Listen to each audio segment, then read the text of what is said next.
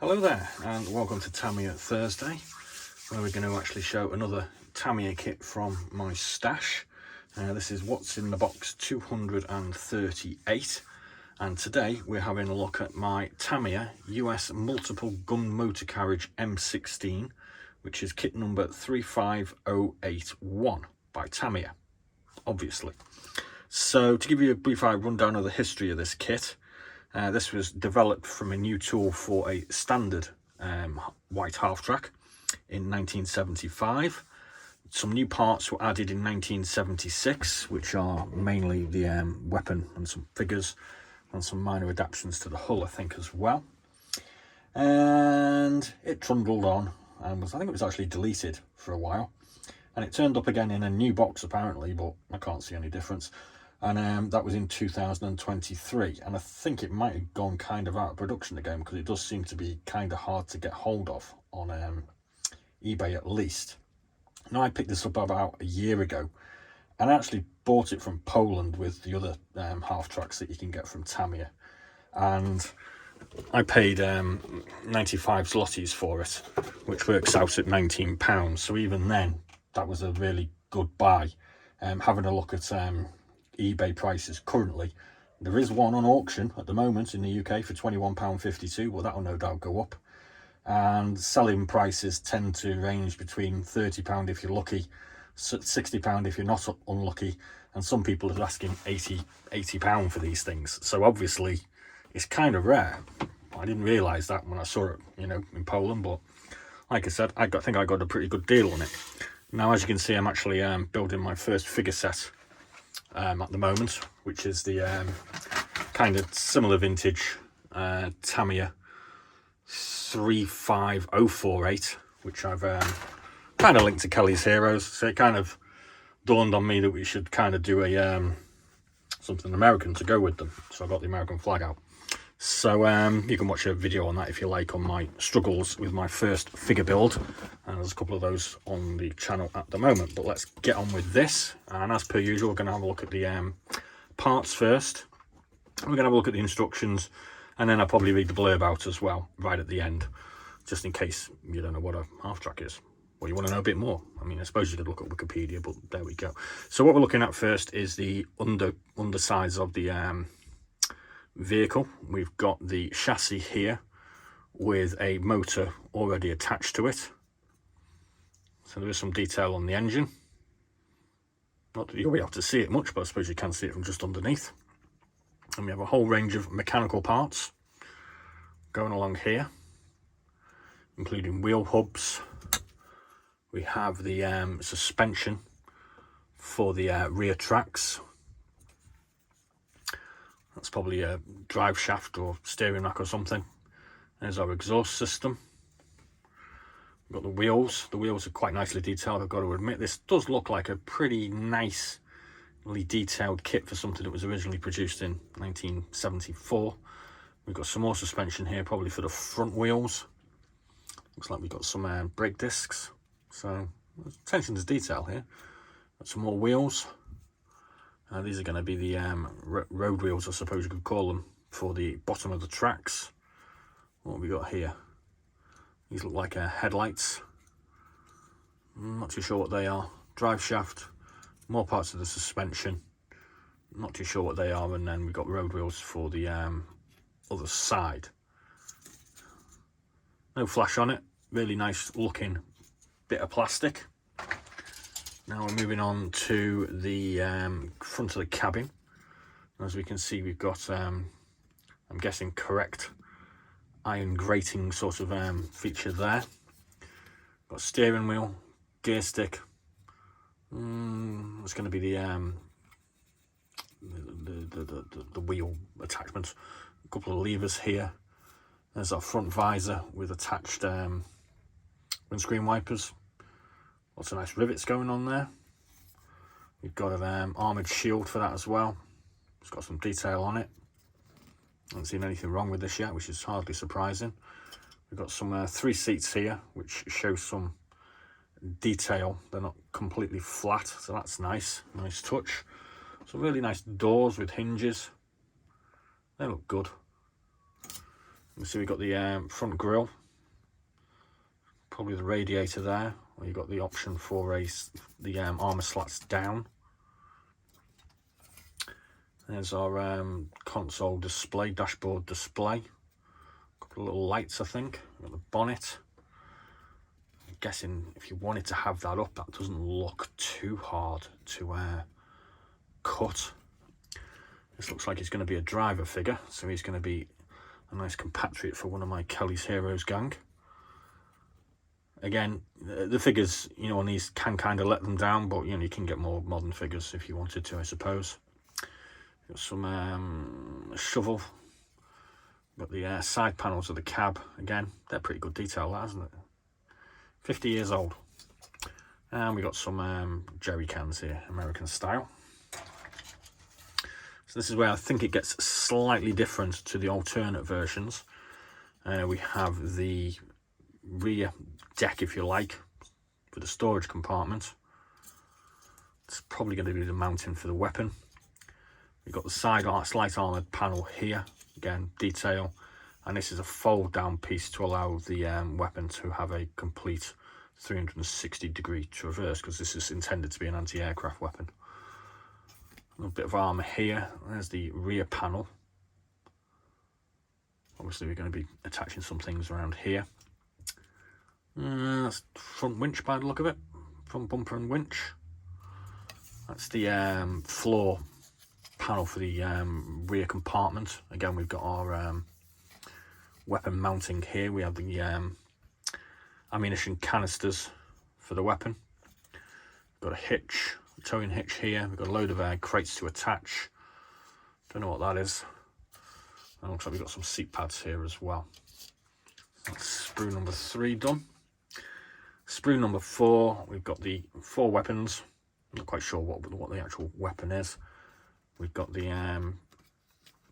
part of the mounting, some electrical equipment, radio maybe, or battery or something. Got more of the mounting for the gun.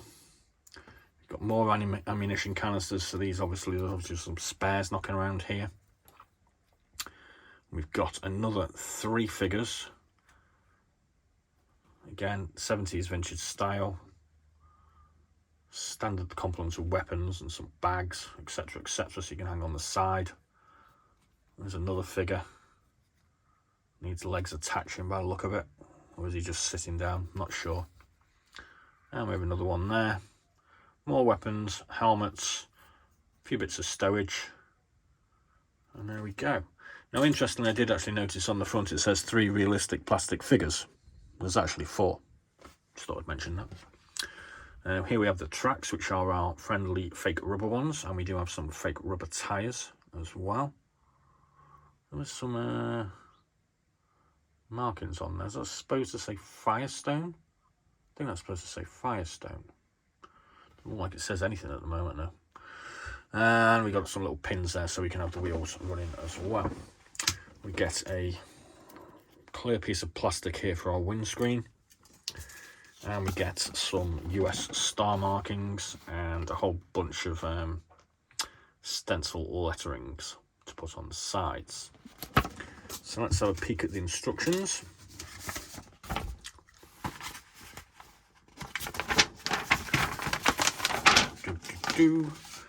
Okay, so number 1, it's got a picture of what it should look like. Looks pretty cool. And then number 2, it's starting with the actual construction of the machine gun base. Number 3, construction of the weapon pedestal. Fixing of machine gun base in 4. Fixing of engine in 5. Obviously there's a top part of the engine to go in there as well. Fixing of the chassis. Putting the suspension and the, what's that called? Exhaust. Yeah, I think I know what an exhaust is. Okay, so here we go. We've got construction of the axles, construction of the wheels, a whole load of wheels to build, and then fixing of wheels to the actual chassis. Number 11, fixing of suspension. Number 12, construction of doors and rear panel. 13, side panel. 14, construction of the cockpit. Well, I'd call it the cab, to be honest with you, but whatever. Turning over. Section 15, construction of the rear deck. Got some painting instructions off to the side here. Paint these in khaki, they're the seats. Then we've got construction of the body in 16. Fixing of the body and a load of other parts in 17. Shows you how to do the tracks together. Notoriously kind of fiddly. Fixing of the machine gun and bumper in 18. And then markings. And we're all done. So the full sprue diagram at the end. Like so. Showing us what we should have. And now I'll just read the blurb out at the end. So you can click off or you can listen to me drone on for a couple of minutes if you like. Half-track vehicles were developed for the US Army from the early 1930s when the US Ordnance Department studied the successful Citroën Carriage half-tracks from France. Various firms in the USA developed half-track designs on behalf of the Ordnance Department. The Gunningham Motor Company produced the first designated T1 in 1932. By 1940, development work had led to the half-track T14, in which the layout and appearance of all subsequent World War II period American half-tracks was finalised. Later in 1940, with the war already gripping Europe, the United States commenced a big rearmament program, and in September 1940 the existing T14 was standardised and ordered into production as half-track M2. The half-track was envisaged as an artillery prime mover, the M2 being equipped to tow the 105mm field howitzer and carry its crew and ammunition. This had been the original role of the French Citroën Carriage. The successful use of the Hanomag half-track in the armoured infantry role by the Germans in 1940 demonstrated that such a vehicle would be very useful to the US Army. So the existing T14 M2 design was adapted as an infantry carrier with seats for infantry and stowage for their arms and equipment. Under the designation half-track personnel carrier M3, this vehicle became known and more widely used than the original M2. While the M2 had internal ammunition lockers, the M3 was 10 inches longer with a rear door. The later model M3A1 had a pulpit to take an anti-aircraft machine gun, while the M3 itself had a simple pedestal mount. The US forces made a study of German campaigns in Europe in 1940 and appreciated that anti-aircraft defence in the ground forces would be vital in any future operations where similar blitzkrieg tactics involving close Luftwaffe air support would probably be encountered again. In order to produce anti-aircraft vehicles quickly, it was realised that the existing half-track design was big and stable enough to be adapted. Though as a long-term aim, the Ordnance Department developed full-track AA vehicles such as the M19. Meanwhile, some half-track designs were quickly produced. The T1E1 with Bendix turret, the T1E2 with Maxon turret, and the T1E3 with electrodynamic turrets. These were M2 vehicles with the turret placed in the rear compartment. The turrets were of aircraft type. The T1E3 even retained the Perspex canopy. Sounds interesting. I wonder if we can get a kit of one of those. The effectiveness of the idea was proved, the Maxon turret of the T1E2 being preferred. A production type T1E4 was built with the Maxon turret on an M3 vehicle, standardised as multiple gun carriage motor M13. Over 500 were built. An improved model with 4 50 caliber machine guns was produced in April 1942, the prototype being designated GMC T58. This was standardised as gun motor carriage M16, and 724 were built by White Motor Co. in 1942-43. A similar vehicle, but with flat section mudguards and rounded superstructure corners, was the M17, built by International Harvester Co. on similar half-track M5. Over 1,000 of these were made. So I hope you enjoyed that. Like I said, this is what's in the box 238, and there are obviously another 237 what's in the box kit reviews that you can go and have a look on my channel, which are drawn from my ever-growing stash of currently around about 750 kits. So we'll be going on with these for a while. Tamiya Thursday is something that I'll be doing most Thursdays until I get through all my Tamiya kits. Looking at them now, that's going to take a while. So thanks very much for watching. Please do like and subscribe, and as always, be seeing you.